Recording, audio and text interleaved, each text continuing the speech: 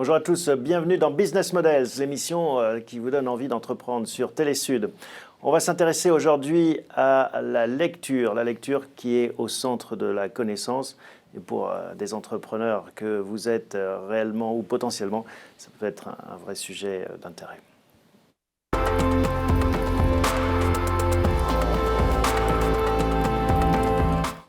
Avec un entrepreneur, Juan. Bonjour Juan. Bonjour. Fondateur de YouScribe. Le pitch de YouScribe en quelques mots, qu'est-ce que c'est?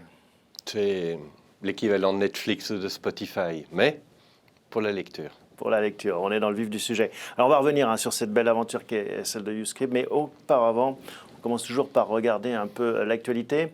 Qu'est-ce qui a retenu votre attention ces dernières semaines? D'abord une actualité très récente, puisque j'en reviens de Tunisie, où s'est tenu à Djerba le sommet de l'Organisation internationale de la francophonie, qui n'avait pas eu lieu depuis quelques années. Covid oblige. Covid oblige, et qui a rassemblé toute une série d'acteurs venus de très nombreux pays, et pas uniquement d'Afrique, et pas uniquement de France, du Québec, mais c'était l'occasion de voir comment la langue française a une belle vitalité. Oui, comment se porte-t-elle cette francophonie? Quel a été votre ressenti? Mon ressenti, c'est de comprendre que toute une série d'initiatives avaient été prises pour renforcer le côté économique de la francophonie. On est moins dans le culturel, on est plus dans le business? Oui, c'est ce que j'ai perçu, en tout cas dans cette édition, qu'il y avait une volonté de tous les acteurs. Il y a eu, par exemple, un magnifique exposé du Premier ministre du Québec à cette occasion, où les différents intervenants pensent que pour renforcer le développement de la langue française, qui vise à faire travailler ensemble des différentes instances qui parlent la même langue, en fait. La lingua franca, au sens propre. Mais absolument. Et que le côté économique était un facteur de renforcement de ce développement. Alors c'est intéressant parce que ça marche dans les deux sens. En fait, le business peut se renforcer parce qu'on parle le même langage et donc on se comprend mieux. Et en même temps, on défend mieux cette culture francophone quand on fait des affaires ensemble. C'est ça, la prospérité commune. Oui, absolument. Absolument.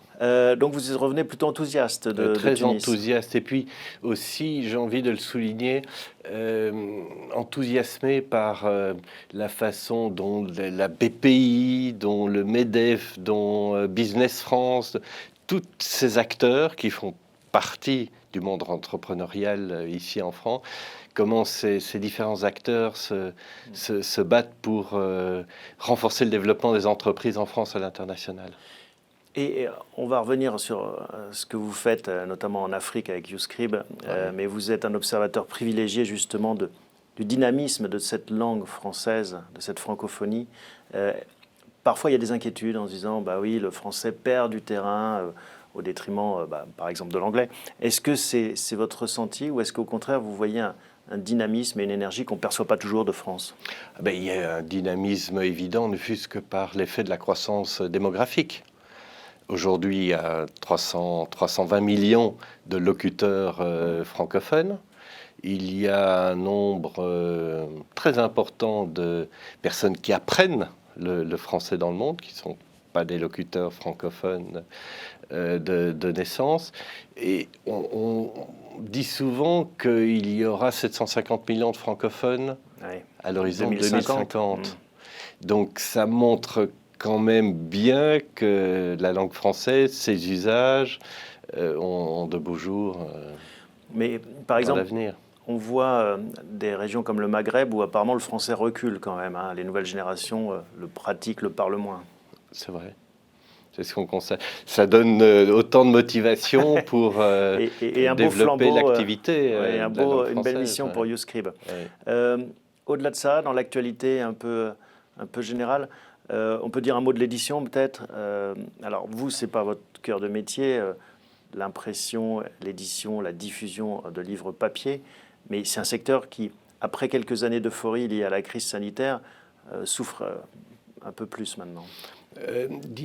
Oui, parce que les coûts de l'énergie ont renchéri tous les coûts de production. Donc on se retrouve dans une économie où la distribution du livre en format papier, la production des livres en format papier, tous ces facteurs-là ont tendance à renchérir et probablement il y aura un effet d'augmentation des prix. Donc c'est jamais idéal en fait. Alors il y a l'effet prix, mais il y a aussi l'effet retombée de la crise sanitaire. C'est vrai que bon, en période de confinement, on cherchait tous à s'occuper. Donc la consommation de livres était un bon moyen, entre autres. Ouais. Ça, il y a finalement aussi quelque chose, une flamme à entretenir pour garder cet intérêt des lecteurs. Oui, parce qu'au fond, le livre est en compétition par rapport à d'autres industries culturelles. Oui, vous mentionnez le Netflix de la lecture. Oui, avec l'industrie de la vidéo, de la musique, les réseaux sociaux qui jouent de plus en plus un rôle auprès des jeunes, notamment. En fait, c'est du temps qui est capté par d'autres industries et contre laquelle l'industrie du livre doit se battre en permanence pour trouver des justifications. Et vous trouvez qu'elle se renouvelle, qu'elle a une créativité suffisamment forte justement pour garder sa part de marché? Oui, je pense. D'abord, il y a beaucoup de jeunes qui arrivent dans cette industrie pour y insuffler des éléments du numérique. Je pense à toute l'activité que développent les éditeurs autour des réseaux sociaux. TikTok, par exemple, est un exemple pour promouvoir le livre en dehors des circuits habituels de la distribution du livre. Donc je pense qu'il y a un réveil chez les éditeurs autour de la nécessité de mieux se positionner, en particulier auprès des jeunes. Bon, voilà donc pour le paysage lié à l'actualité. On va s'intéresser maintenant à l'aventure YouScribe plus en détail.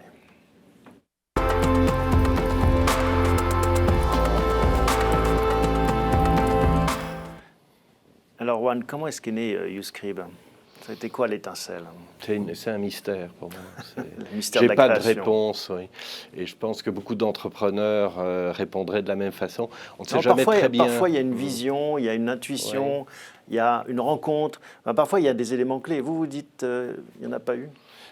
D'abord, je travaille dans l'édition avant, puis j'avais créé une librairie sur Internet, et donc j'avais envie de rester dans cet univers, et je ne savais pas très bien quoi faire après avoir cédé ma précédente activité, et je me suis dit qu'avec voilà, des aventures comme celle de Netflix ou de Spotify ou de Deezer, il y avait quelque chose de nouveau, d'innovant à apporter dans le secteur de la lecture au sens large. Et l'intuition était là, et on a fait le choix d'une bibliothèque numérique en streaming à ce moment-là. C'était quand? C'était en 2011. 2011. Ouais, donc ça fait déjà 11 ans que vous portez cette aventure entrepreneuriale. Avec une révolution, vous mentionnez Netflix, de business model finalement, on est au cœur du sujet, c'est-à-dire cet accès à la littérature. En tout cas, j'imagine que c'était l'ambition et le rêve de départ, de façon illimitée via un abonnement. Oui, faciliter l'accès à la lecture. Je pense qu'il y a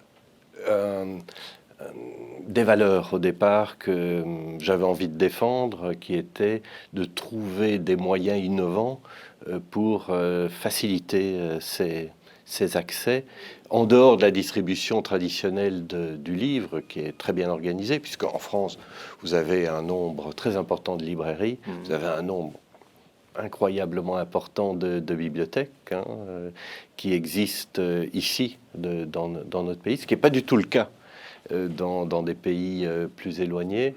Et il y avait matière dans l'univers du numérique à reproduire le modèle de bibliothèque. Il y a aussi des modèles qui permettent de vendre des fichiers numériques en téléchargement, mais c'est un modèle plutôt de librairie. Alors, c'est jamais un long fleuve tranquille, la création et le développement d'une entreprise.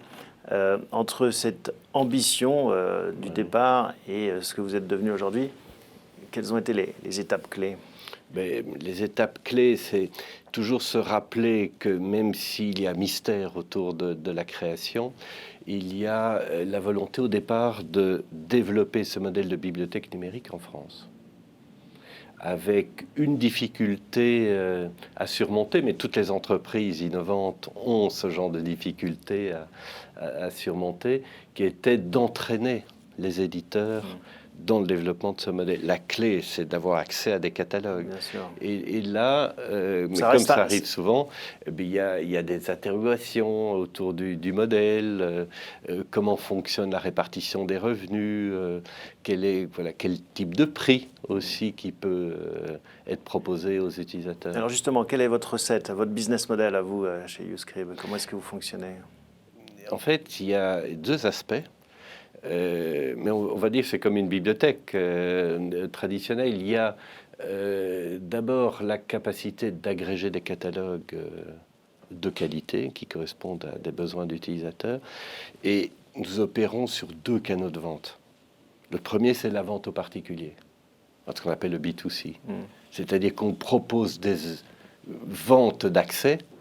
On peut employer le mot d'abonnement, mais je préfère le terme de vente d'accès, ou à des particuliers qui achètent les accès directement, où l'on vend en B2B à des entreprises, à des écoles, à des universités, à des entreprises qui voient un moyen nouveau d'améliorer les études, la formation professionnelle. Ouais.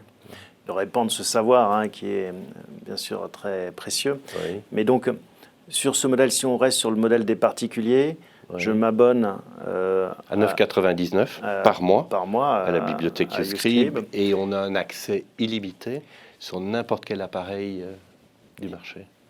Et après, donc pour les éditeurs, comment est-ce que s'opère la répartition entre les uns et les autres et entre YouScribe et eux? Nous, on est diffuseurs-distributeurs. On reverse systématiquement 60% de nos revenus aux éditeurs.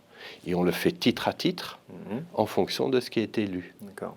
Donc c'est une clé de répartition qui existe dans les autres industries, de la vidéo, de la musique. La musique notamment et autres. Mais ça leur fait encore peur aux éditeurs. Ils sont encore un peu rétifs. Est-ce que c'est parce que finalement ils ont un modèle qui fonctionne assez bien avec leur modèle traditionnel? Il y a plusieurs explications sur ces interrogations des éditeurs. Je pense qu'il y a le côté innovant du modèle qui suscite beaucoup d'interrogations. Oui, enfin Spotify existe depuis un petit moment, Netflix aussi. Oui, mais on est dans un univers où le prix unique du livre a dominé les marchés, c'est-à-dire un modèle où c'est l'éditeur qui fixe le prix du livre. Ça, c'est vrai en France, mais dans les autres pays, est-ce que c'est aussi protégé et comment dirais-je, est-ce que c'est aussi difficile de les convaincre? Ça dépend. Ça dépend des pays. Quand je pense à la Suède, à l'Angleterre, aux États-Unis, en Chine, ces modèles de bibliothèques en streaming connaissent des développements extraordinaires. Ils ont basculé, eux. Et ils ont déjà basculé.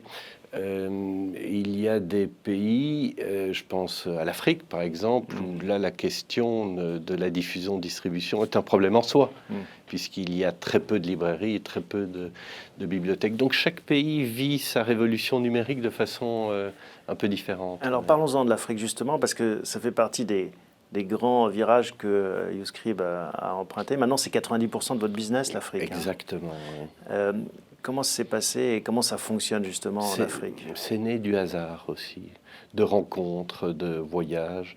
Je me rappelle en 2017, j'ai eu l'expérience d'un salon du livre en Guinée, à Conakry, qui m'a fait prendre conscience que l'offre YouScribe, une offre de bibliothèque en streaming et en illimité, était 100 fois plus utile. 100 fois plus utile qu'en France. Qu'en France, oui. Pourquoi? Parce qu'il y a d'abord une population jeune qui aspire à l'acquisition des connaissances et qui ne peut pas satisfaire ce besoin parce que le livre y est tout simplement trop cher, à un prix inaccessible, et qu'on ne les trouve pas. Et qu'il y a très peu de librairies, très peu de bibliothèques. Donc, et ils sont très bien équipés, par ailleurs, de smartphones. contrairement à ce qu'on croit souvent. Ah non, Ils ont souvent 2 smartphones. Oui, on le sait, c'était le leapfrog. Exactement.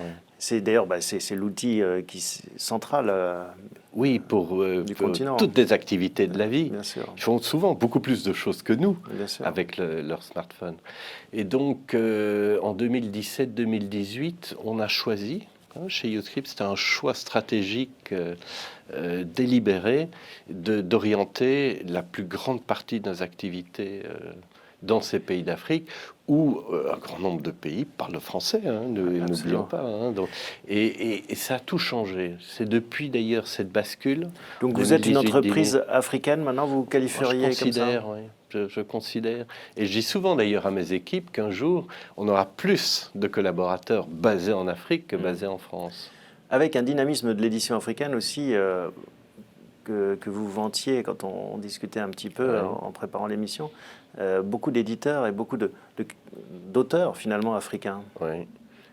Comme en France d'ailleurs, il n'y a pas moins ou plus d'écrivains dans ces pays. Non, mais qu'on connaît moins en France du coup. Oui, puis ils ont surtout de grandes difficultés à exister en tant qu'écrivains, puisqu'ils n'ont pas le système de diffusion, de distribution des livres comme on le connaît. Donc ils ont compris que les solutions numériques étaient une solution pour eux d'exister en dehors de leur propre pays. Dans les sous-régions, par exemple, un éditeur ivoirien a l'occasion, grâce à YouScript, d'être connu, d'être lu au Sénégal, d'être lu au Maroc, d'être lu par la diaspora qui existe pour la plupart de ces pays dans le monde entier. Donc il y avait un changement de paradigme très important. Et du coup, cette arrivée et ce développement sur le continent africain, est-ce que ça a fait accélérer votre business? Est-ce que vous avez vu ça a tout changé.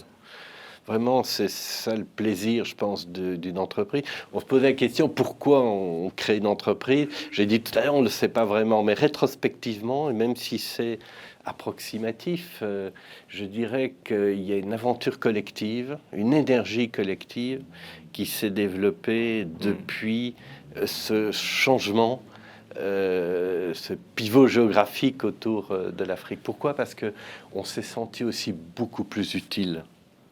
Avec, on distribue des livres, on a un modèle économique. Vous arrivez à gagner de l'argent maintenant, l'entreprise est rentable? Mais bien sûr, c'est un développement. On a passé le cap du million d'abonnés. On va chercher le 2e million d'abonnés. Et ça va très, très vite. Il y a certains pays... Ça veut dire combien de chiffre d'affaires si on peut... On est à 8 millions d'euros de chiffre d'affaires. Donc une accélération... Une accélération très significative. Alors évidemment, il y a des pays plus dynamiques que d'autres, comme le Maroc, la Tunisie, la Côte d'Ivoire. Mais le Mali, plus récemment... est en forte croissance. Pour clore ce chapitre sur YouScript, avant de parler de votre parcours personnel, une question qui me taraude, pourquoi, quand on est un ardent promoteur de la francophonie comme vous, on appelle son entreprise YouScript, avec une connotation donc très anglaise? Oui, alors c'est le choix d'une marque... c'est une aventure en soi, puisque d'abord il y a la difficulté de trouver un mot français, du dictionnaire en langue française qui soit libre, comme marque dans l'Internet. Beaucoup de marques sont prises. C'est vrai pour l'anglais aussi. Et c'est vrai aussi pour d'autres langues. Donc moi j'ai cherché à exprimer dans la marque d'abord la transmission des savoirs et la diffusion des écrits, le scribe. Donc c'est pas scribe, c'est scribe. C'est vraiment scribe au sens... Oui, on est présent en Afrique du Sud maintenant, et on a d'autres pays que l'on vise dans des territoires où il y a plus d'anglais ou plus d'arabe. Et donc la prononciation est scribe dans ces pays-là, et c'est naturel. Donc le scribe, c'est celui qui transmet les savoirs. Le you, c'est aussi s'adresser à toute une série de producteurs d'écrits, que ce soit des professeurs, que ce soit des élèves, que ce soit des écrivains qui ne trouvent pas d'éditeurs, que ce soit des productions de contenu en entreprise ou dans l'université. YouScript est une bibliothèque numérique ouverte, c'est-à-dire que tout un chacun peut publier. Un peu comme YouTube, finalement. Écrits. Et évidemment, il y a la proximité avec YouTube. Voilà. Et je pense qu'une bibliothèque moderne est une bibliothèque qui donne l'accès à la lecture pour tous, mais qui donne aussi le pouvoir de publication à tous. Je pense à des thèses universitaires, par exemple, en Afrique, qui ne seront jamais éditées. Et seule une plateforme numérique permet d'en diffuser les accès au plus grand nombre. Bon, voilà pour la réponse. On va s'intéresser maintenant à votre parcours personnel.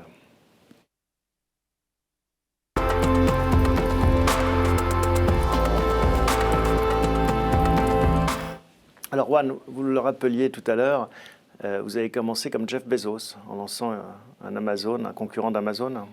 Oui, je remonterai un peu plus loin si je peux revenir à l'âge de 15 ans. Ouais. Je viens d'un pensionnat, en fait. J'ai découvert la littérature, comme certains d'ailleurs, grâce à un professeur de français pour lequel j'ai toujours encore beaucoup d'admiration et qui m'a donné ce goût de la lecture. J'ai commencé dans l'édition, chez Actes Sud d'ailleurs, pendant 9 ans, où j'ai eu le plaisir à la fois de découvrir un univers économique, quand on y pense, où l'enjeu était de découvrir des bons auteurs et de les faire connaître. Et cette entreprise s'est beaucoup développée. C'est un modèle d'entreprise dans l'édition intéressant. Et j'ai eu envie à la fois d'aventure, d'indépendance, en créant une librairie sur Internet, chapitre.com, spécialisée dans les livres anciens, des livres épuisés, avec toujours, je pense, cette idée qui est présente chez YouScribe, c'est de faire se rencontrer des livres et des lecteurs qui ne pouvaient pas se rencontrer facilement, puisque des livres d'occasion, des livres épuisés, sont souvent dispersés dans des réseaux de bouquinistes éloignés les uns des autres, et que l'Internet a permis justement de rendre disponibles des livres qui ne l'étaient plus. Oui, donc vous faites partie de cette première génération d'entrepreneurs Internet, finalement, et cette vague technologique vous a plus quitté. Exact. Oui. Les nouvelles technologies m'ont toujours intéressé, en fait, dans la mesure où elles peuvent renverser des habitudes, changer les choses.